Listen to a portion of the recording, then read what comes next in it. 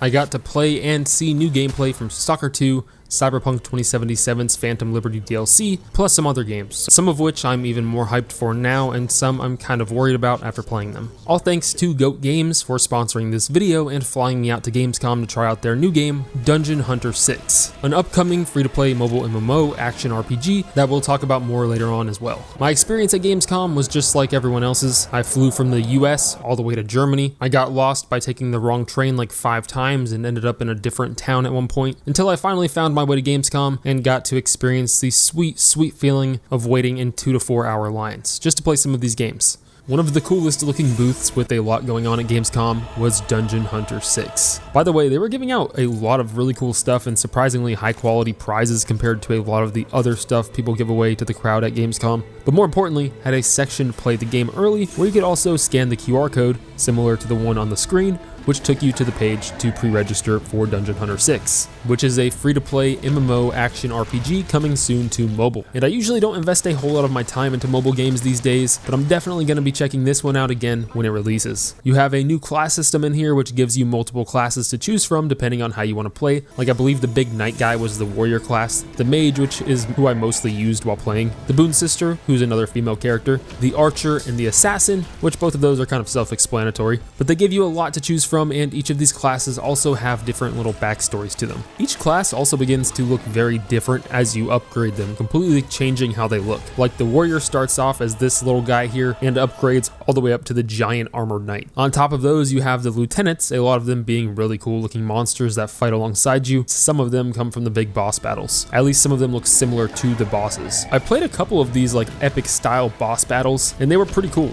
They've got multiple health bars to fight through and multiple types of attacks where you'll also be able to see your companions fighting alongside you, so that if you're just dodging attacks and not doing much yourself, there's constant action going on. For the combat, well, most of the UI is pretty simple besides the bottom corner where you have all of your attacks and abilities. You have your like main normal attack that you'll be using a lot, a few special abilities that will have certain refresh timers, then the dodge button down there, which besides its like obvious use of dodging attacks, using the dodge with some of your abilities can lead you to some really cool combos. A really cool feature I liked in here was the defense mode where you defend, I think it was your castle, from invading enemies. So you've got all of these different types of game modes, like some of them are attacking, some of them are defending your base. That was pretty cool. I just like the fact that they had so many modes to play on. You've also got PvE or PvP, where you can use those companions that we talked about to fight alongside you in both. I highly recommend checking out Dungeon Hunter 6. You can pre-register for free on iOS and Android. There's a QR code on the screen and a link in the description. If you do so, you'll get some really cool exclusive rewards when the game launches, like the SSR Demonic Wolf and 10 summoning scrolls. Huge thanks to them for flying me all the way out here so I could play Dungeon Hunter 6 early, as well as all the other games I've been talking about. This was a fun game to play so far and had a lot going on to where I don't think you'd really get bored of it anytime soon. They've got all of these different modes, classes, characters, companions to unlock as well, and all of this different customization.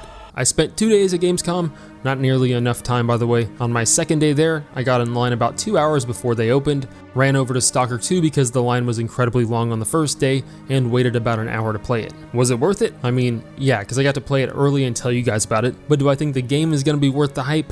I really don't know, man. It starts off during the middle of a mission, or maybe directly after the intro that led to this point, but it seemed pretty early on, like within the first hour or so. You saw some of this location in the recent gameplay reveal, and the scene of the dog gnawing on your leg and then floating up into the anomaly is exactly where you start in the demo I played. The performance was questionable, to the point where I was like, dude, this game needs to be delayed. There's no way this is going to be good at launch, which was set for like 2 months away. But a few hours later, it actually did get delayed. If you were mad about that, don't be, because it really needed it. Okay, it wasn't terrible. I feel like I'm kind of exaggerating how terrible it was. It wasn't terrible, but it was definitely not the best. The frame rate was pretty bad despite the graphics getting a pretty good downgrade since those initial gameplay screenshots and everything released prior.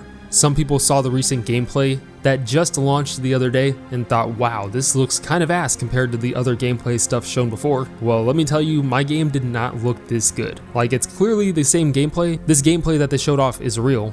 This is what I played, but I was experiencing these performance issues on what seemed to be lower graphical settings. Maybe it was a lower end PC, which I highly doubt since they're letting us play this game early, but the lighting in this reveal actually looks really good in comparison for what I saw. But at the end of the day, Stalker 2's success is going to be highly dependent on the gameplay, and from what I played, that was also kind of questionable. The guns and the gunplay were good. I found it actually kind of difficult to aim. Granted, I'm standing up and playing on some random PC and didn't even really know the controls. You're just kind of tossed in here. But being accurate with your shots is a lot harder than a typical like first-person shooter like Call of Duty or something. The guns felt really good and pretty realistic. I really liked that aspect. If you think you're just gonna go full auto your way out of any situation, you're not. I wasted all of my ammo at one point where I missed like most of my magazine. I was given like a magazine or so in my gun, but almost all of the ammo that I had was still gone. The combat was pretty difficult, as in I got shot a couple of times and was a goner. I died like 5 times in this 20 to 30 minutes of gameplay. That's also because the AI are absolute madmen.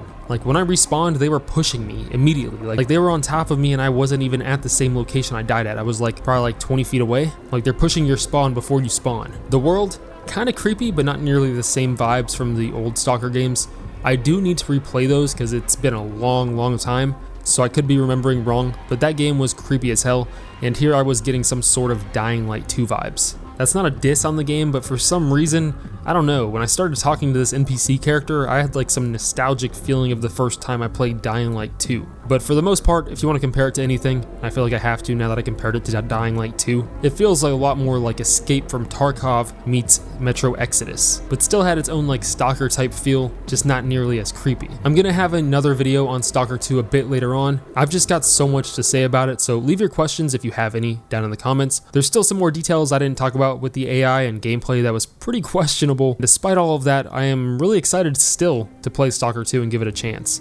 So, Assassin's Creed Jade.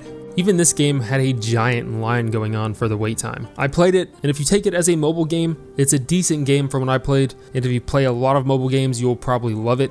But if you're expecting to see an Assassin's Creed feeling game that happens to be on mobile, you will be disappointed. It highly resembled the fantasy elements of like Valhalla and Odyssey, with weapons that definitely resemble typical mobile game microtransactions. If you thought that making a mobile game set in China was a coincidence, it's definitely not. I will probably play it because for a mobile game, I really started having fun. But when I first looked at the screen, I was like, what the heck am I looking at? It didn't even look like Assassin's Creed. And I don't mean that as in it's like Valhalla where it just doesn't feel like you're an assassin anymore. Like I mean it as in if you handed me this game and didn't tell me what it was called and I knew Assassin's Creed Jade was releasing, I still would not guess that this is Assassin's Creed Jade. For the gameplay, what I played, I was like level 25 out in the open world standing in front of a boss battle. I think I was left here from the previous person playing, so I tried restarting and it just kept loading me back to this point. You couldn't really load a different game. So I started fighting the boss and I died like really fast. It was like instant death. The boss and combat definitely seem like they have some sort of mobile Souls games type influence. Like just the way the combat and everything looked in general kind of resembled like a Dark Souls game, like a mobile edition of it.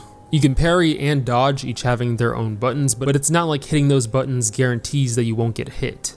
You do have to time them pretty well, like more so than I think any other Assassin's Creed game actually. You have a regular attack and a couple of special attacks. I used a big two-handed spear and a big two-handed hammer, and they definitely had different uses, and one was better for different enemies. But once I got the combat down after a couple of minutes, I was able to beat the boss, who I think was supposed to be pretty difficult, and each time he hit me, despite being in the same level, he'd do like at least a third of my health, and each time I hit him, his health went down by like a tiny little sliver. The only thing that kept the game from being super difficult was because I was stacked out on heals and started getting my parries pretty on point. Like they had some type of heal potion that you press near your health bar, so it's really easy to use, and those things are the only reason I won. I ventured around the world a bit, which the area I was in was like a mountainous area and was quite literally empty. Like I didn't see anyone, I didn't see anything, it was just a trail and some mountains around. So I looked at the map, seen another boss fight that was on there. At the time, I didn't really know it was a boss fight, I just knew it was something. It gave me the option to fast travel, so I fast traveled to it. And for these battles, you approach a stone and start it like a God of War Berserker battle. The boss spawned, I died, and then my time to play was up. Anyways, I'm hyped for Assassin's Creed Mirage and all of the other Assassin's Creed games coming out, at least enough to give them a chance. I just don't know what's going on with Assassin's Creed Jade, I barely even know what to think of it. If I only played mobile games, I think I would definitely download it and give it a chance, depending on really what they do with it. One of the biggest things on my list of games to check out was the Cyberpunk 2077 Phantom Liberty DLC and new update 2.0, which I got a chance to play after a few hours wait.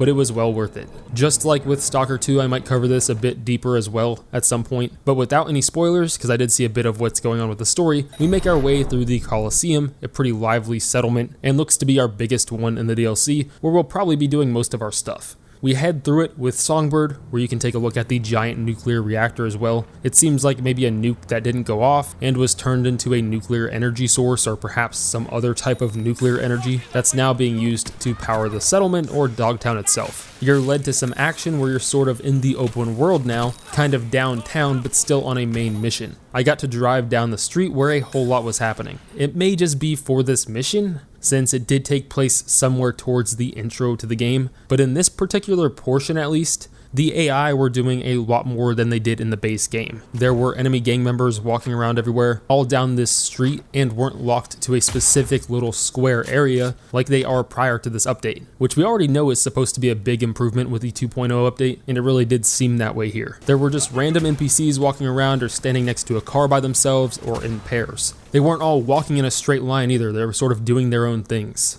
And didn't really want to fight until I ran them over. The combat was really cool as I was using a melee type build where I got to use a lot of the finishers for the katana and mantis blades. Once I got an enemy to a little under half health, a pop-up would come up on screen saying to press X to perform a finisher. And this was on Xbox, by the way. You could even use finishers with the Sandevistan. There's a lot more to go over with it, as well as the couple of gameplays that just recently released, so I'll save some of that for later. Leave anything you want to know or any details that you have down in the comments. Especially if you were at Gamescom and got to play any of these games, please let us know anything that you realized or found as well. I'm a huge One Punch Man fan, so when I saw the giant One Punch Man booth, I had to go check out what they had going on, where I got to try out the new upcoming One Punch Man world. I only played the dream sequence where I played as Saitama, where with the full game, we're going to be playing as other characters like Genos, for example, but I think you get to play as like every different type of character, it seems like. I don't know what was going on with the controls. They had a flyer next to the PC showing exactly what keys did what, but they just weren't working. And one key said dodge, but I eventually found out I was only able to dodge with another key. I eventually found out most of how to play, but it felt pretty button mashy, like I was just tapping the same thing over and over again. So I think even if I 100% knew what I was doing, it would still feel pretty button mashy. Most of the combat just went like mashing punch and occasionally dodging. Now that is with this particular mission, so the other ones might feel a lot less mashy and mindless. I mean, you're using Saitama, and in this dream sequence, they don't really balance out Saitama. They give him a ridiculous amount of health, so like say his health was at like 500 points. Enemy attacks did like 1 damage to you, so it's impossible to die, and your punches don't entirely destroy these enemies, since it's the dream sequence where Saitama actually has to try against these enemies. They take quite a few punches to destroy each little guy, and then the final boss just felt ridiculously drawn out. You kill him once, and then you have to kill him again, and then again. I think it went like 6 times. The pacing of the cutscenes and fighting were pretty slow paced as well. I'm interested to see how some of the open world sections are going to work, but so far everything was pretty bare bones. I really wanted to get my hands on Black Myth Wukong, but I really underestimated its hype. I might have made it if I went right for it in the morning and got there quickly, but it almost instantly became a 5-hour wait on both days that I was there. And it only stopped there because they had to stop letting anyone get in line because it was too long. So it's pretty crazy, the lines for this thing. Part of that though is due to them letting you play for 45 minutes if you made it in. I was gonna gladly sacrifice that 5 hours, but every time I got there it was just locked to a 5-hour wait again and not letting you get in line for the game.